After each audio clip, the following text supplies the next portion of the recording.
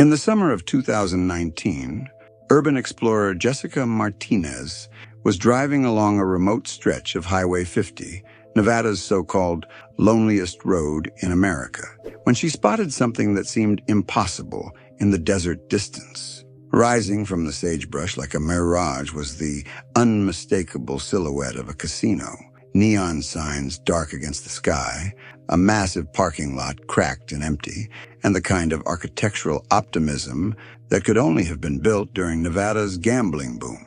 But according to her GPS, she was in the middle of nowhere, miles from any town that appeared on current maps. When Jessica pulled into the abandoned parking lot, she found herself standing in front of what had once been a thriving casino resort. The building was intact, but completely empty. Slot machines still lined the gaming floor beneath layers of dust. Poker tables sat ready for games that would never be dealt, and a restaurant remained set for diners who had stopped coming decades ago. What Jessica had discovered was the Mizpah Hotel and Casino in Tonopah, one of Nevada's many abandoned gambling establishments that tell a different story than the glittering success of Las Vegas and Reno. These forgotten casinos represent the dreams that didn't survive, the boom towns that went bust, and the changing economics of an industry that has left a trail of empty buildings across the Silver State. You're watching Undiscovered America, where we explore overlooked corners of the country that most maps and travel guides won't show you. Today, we'll journey through Nevada's casino graveyards, where abandoned gambling halls preserve the history of an industry that built fortunes and destroyed communities with equal enthusiasm, leaving behind monuments to both human ambition and the harsh realities of economic change. From roadside casinos that were bypassed by interstate construction to grand resort destinations that couldn't compete with corporate gambling empires, these 9 abandoned Nevada casinos tell the story of what happens when the house doesn't always win. Number 9, the Mizpah Hotel and Casino. The Mizpah Hotel and Casino in Tonopah represents the rise and fall of Nevada's mining boom towns, standing as a monument to a time when remote desert communities thought gambling could save them from economic collapse. Built in 1907 during Tonopah's silver mining boom, the Mizpah was originally a luxury hotel serving the mining elite and investors who flocked to what was then one of Nevada's most prosperous towns. When Nevada legalized gambling in 1931, the Mizpah added a casino that became the social and economic center of a community that was already struggling as silver prices declined. For decades, the Mizpah served as Tonopah's main attraction, drawing gamblers from across central Nevada to its slot machines, card tables, and restaurant. The casino was particularly popular with miners, ranchers, and travelers on Highway 95, representing the kind of local gambling establishment that thrived before corporate casino chains consolidated the industry. But Tonopah's isolation, which had once protected it from competition, became a liability as Nevada's gambling industry evolved. The construction of Interstate 80 diverted traffic away from Highway 95, reducing the number of travelers who stopped in Tonopah. Simultaneously, the growth of Las Vegas and Reno created gambling destinations that offered more amenities and entertainment than a small-town casino could match. The Mizpah closed in the 1990s, and the building stood empty for over a decade. While it has since been restored and reopened, the years of abandonment left their mark. Empty rooms that still contain the furniture and fixtures of a bygone era, gaming areas where dust-covered slot machines waited for players who never returned, and a restaurant frozen in time with table settings from the casino's final day of operation. Number 8, Boomtown Casino Verdi. Boomtown Casino Verdi was built to capitalize on California gamblers crossing the border, but changing traffic patterns and corporate competition turned this once busy roadside casino into an abandoned symbol of Nevada's small-town gambling decline. Located just across the California border on Interstate 80, Boomtown was designed to capture California residents who couldn't legally gamble in their home state.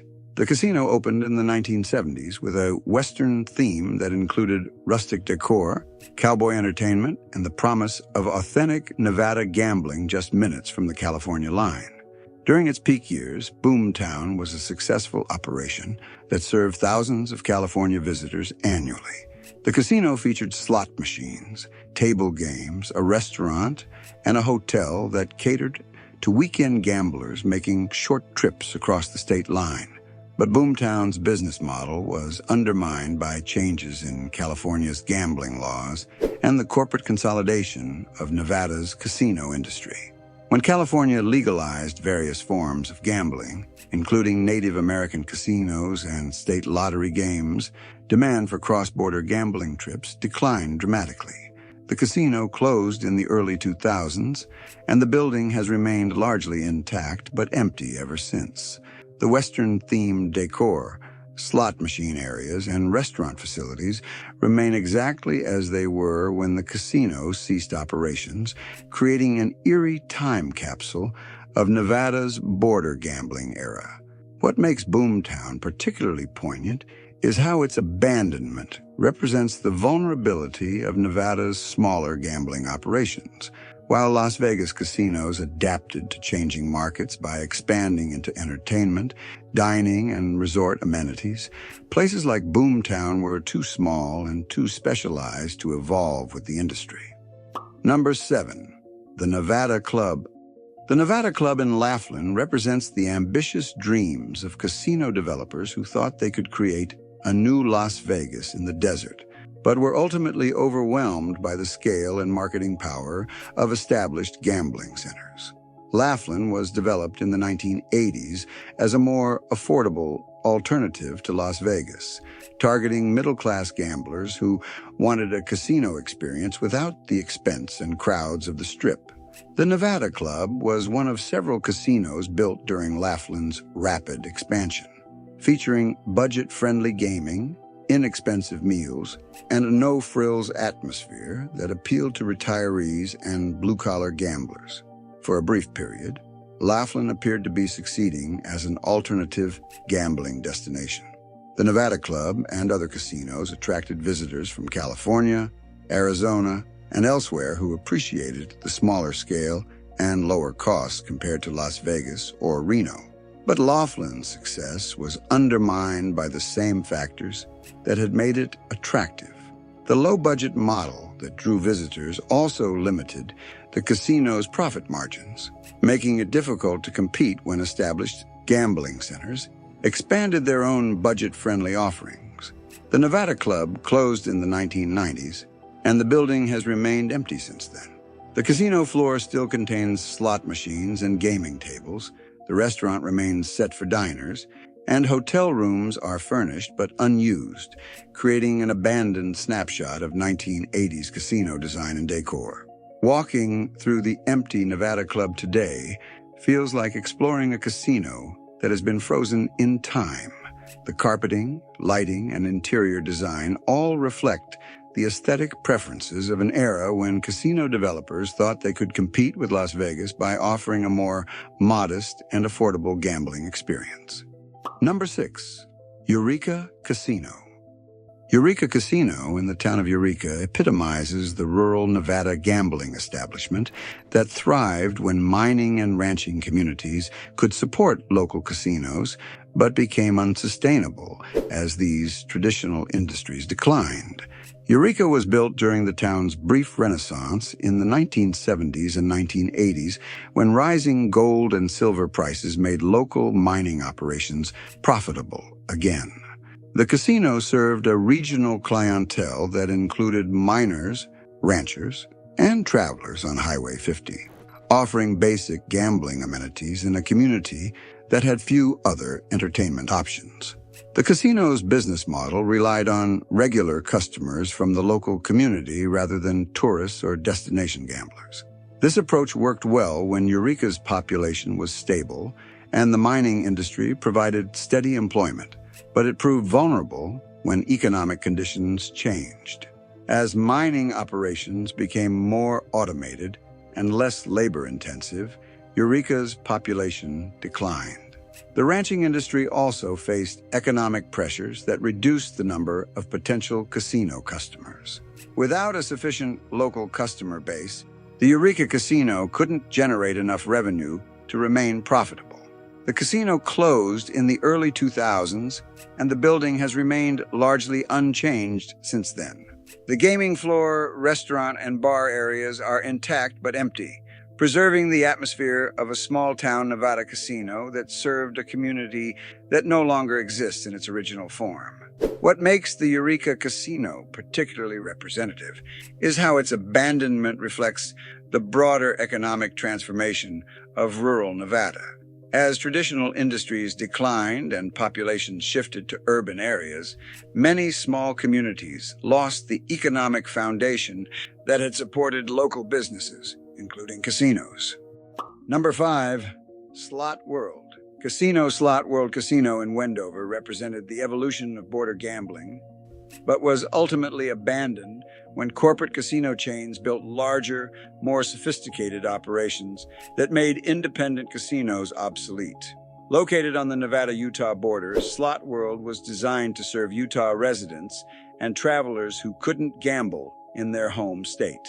The casino opened in the 1980s with a focus on slot machines and basic table games, targeting customers who wanted convenient access to gambling without traveling to major casino destinations. During its operating years, Slot World was part of a thriving border gambling scene that included several casinos competing for Utah customers.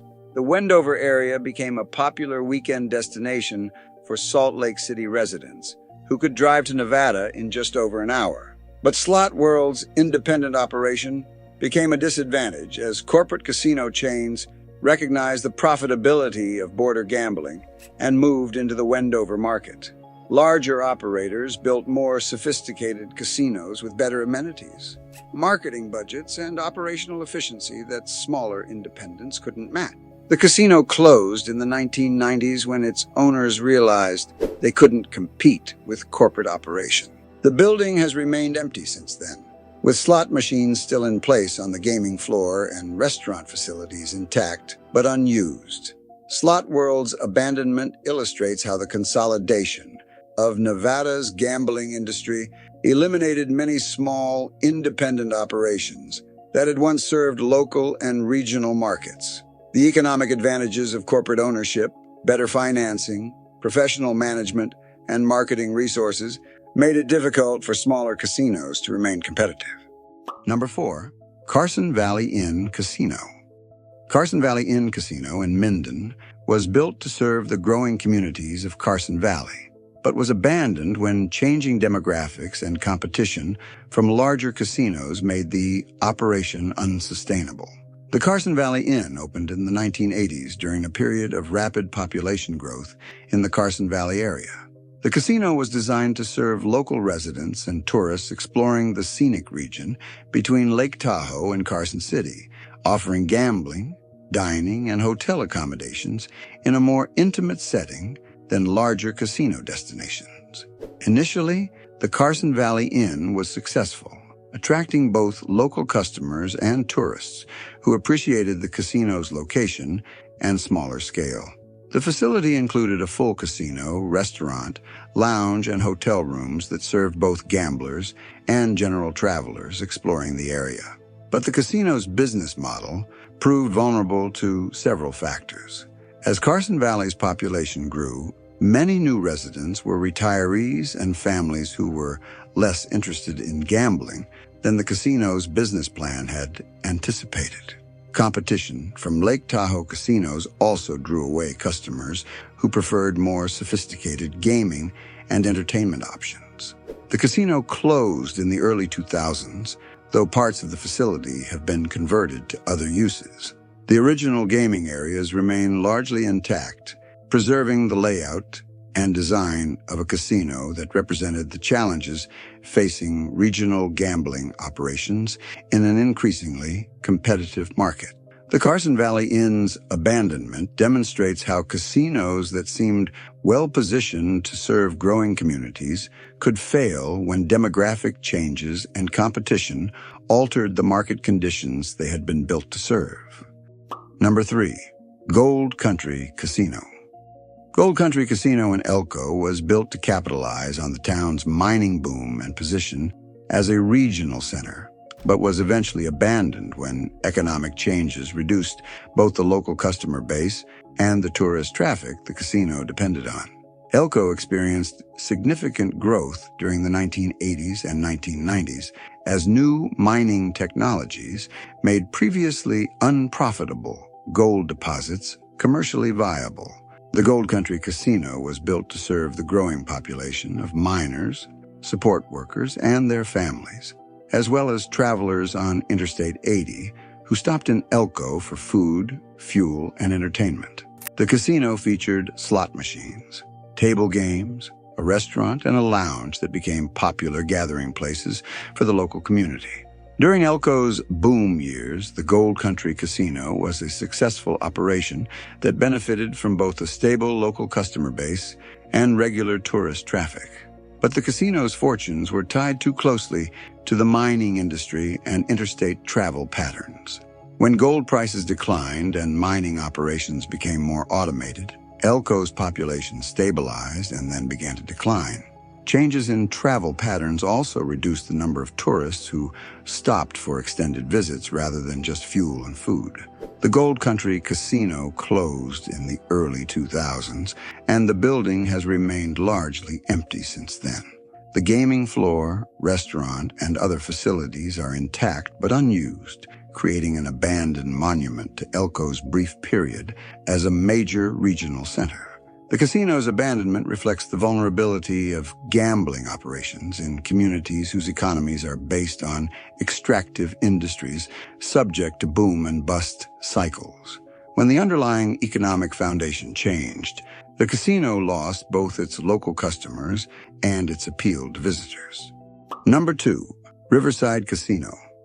Riverside Casino in Laughlin was one of the original casinos built during the town's development as a gambling destination, but was eventually abandoned when corporate consolidation eliminated smaller operators from the market. The Riverside was built in the early 1980s as Laughlin was being developed as a more affordable alternative to Las Vegas. The casino was designed to appeal to budget-conscious gamblers who wanted a river setting and lower costs than the major casino destinations offered. During Laughlin's peak years, the Riverside was a successful operation that attracted visitors from throughout the Southwest. The casino's location on the Colorado River, combined with modest room rates and dining prices, made it popular with retirees, families, and blue-collar workers who couldn't afford Las Vegas vacation. But the Riverside's independent ownership became a disadvantage as corporate casino chains recognized Laughlin's potential and moved into the market. Larger operators had advantages in marketing, financing, and operational efficiency that smaller casinos couldn't match. The Riverside closed in the late 1990s when its owners decided they couldn't compete with corporate operations. The Riverside closed in the late 1990s when its owners decided they couldn't compete with corporate operations. The building has remained largely intact since then, with gaming areas, restaurants, and hotel rooms preserved exactly as they were when operations ceased. What makes the Riverside's abandonment particularly significant is how it represents the elimination of independent casino operators throughout Nevada. The consolidation of the gambling industry created efficiencies and marketing advantages for corporate owners, but it also eliminated the smaller, locally owned casinos that had once served regional markets. Number 1. Clarion Hotel and Casino. Clarion Hotel and Casino in Las Vegas represents the most dramatic example of casino abandonment in Nevada, a major resort operation that was closed and demolished, not because it was unprofitable, but because the land became more valuable for other development. The Clarion opened in the 1970s as part of Las Vegas's expansion beyond the original downtown and strip areas. The resort featured a full casino, multiple restaurants, entertainment venues, and hundreds of hotel rooms designed to serve both gamblers and convention visitors. During its operating years, the Clarion was a successful mid-tier casino that attracted both tourists and local customers. The facility was large enough to offer diverse amenities, but not so large that it competed directly with the major strip resorts. But the Clarion's location became its downfall. As Las Vegas real estate values increased dramatically in the 1990s and 2000s, the land occupied by the casino became more valuable for residential or commercial development than for gambling operations. The Clarion was closed and demolished in the early 2000s, making it one of the few major Las Vegas casinos to be completely destroyed rather than renovated or repurposed.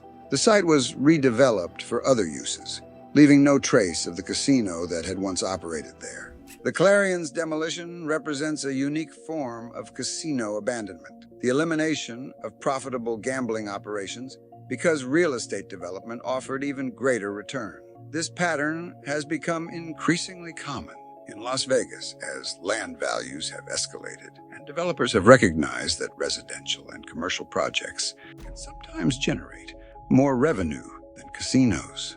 So what do these 9 abandoned Nevada casinos tell us about the gambling industry and the forces that determine which operations survive and which are left empty in the desert? First, there's the realization that Nevada's casino industry has been far more volatile and competitive than the success stories of Las Vegas and Reno might suggest. For every casino that thrived, there were others that failed due to changing economic conditions, demographic shifts, or corporate competition. Second, there's the vulnerability of gambling operations that were too dependent on specific economic conditions or customer bases.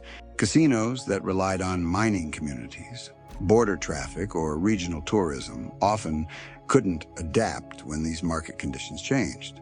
Third, there's the role that corporate consolidation played in eliminating smaller, independent casino operations throughout Nevada. While consolidation created operational efficiencies and marketing advantages, it also reduced the diversity of gambling options and eliminated many locally owned businesses. These abandoned casinos remind us that the gambling industry, despite its image of guaranteed profits and endless growth, is subject to the same economic forces that affect other businesses. The empty gaming floors, unused hotel rooms, and dark neon signs scattered across Nevada serve as monuments to dreams that didn't survive and business models that couldn't adapt to changing times. But perhaps most importantly, these abandoned casinos remind us that the gambling industry, despite its image of guaranteed profits and endless growth, is subject to the same economic forces that affect other businesses. The empty gaming floors, unused hotel rooms, and dark neon signs scattered across Nevada serve as monuments to dreams that didn't survive and business models that couldn't adapt to changing times. But perhaps most importantly, these abandoned casinos tell the story of Nevada's economic transformation, from a state dependent on mining and ranching to one built around tourism and entertainment. The casinos that failed often represented attempts to preserve older economic patterns or serve communities that were already in decline. Understanding their abandonment helps explain how Nevada became the gambling center it is today and what was lost in that transformation.